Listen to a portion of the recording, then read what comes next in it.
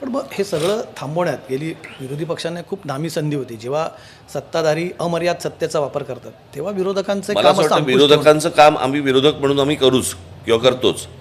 मला असं वाटतं की आज ज्या प्रकारे अनेक लोक मी बघतो की बाबा हे काय असं काय राजकारणाचं असतं तर आम्ही मतदानाला देणार नाही वगैरे असं करून पण नाही चालणार ना.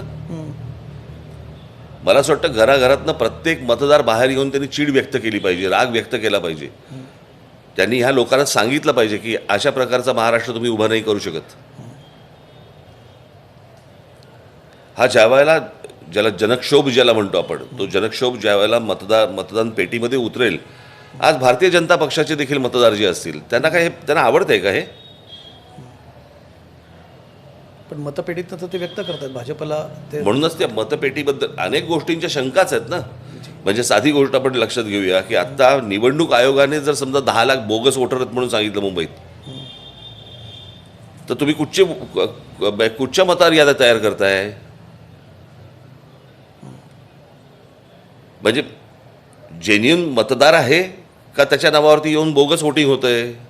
आणि जर अशा प्रकारे होणार असेल तर तो मतदार पण नाखुश आहे.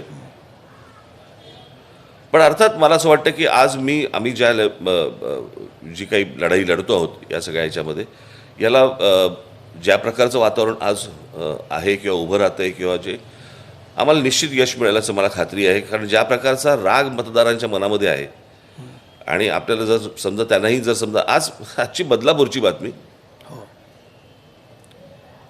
काँग्रेसचे निवडून आलेले नगरसेवक 15च्या 15 भाजपमध्ये घेतले म्हणजे काय?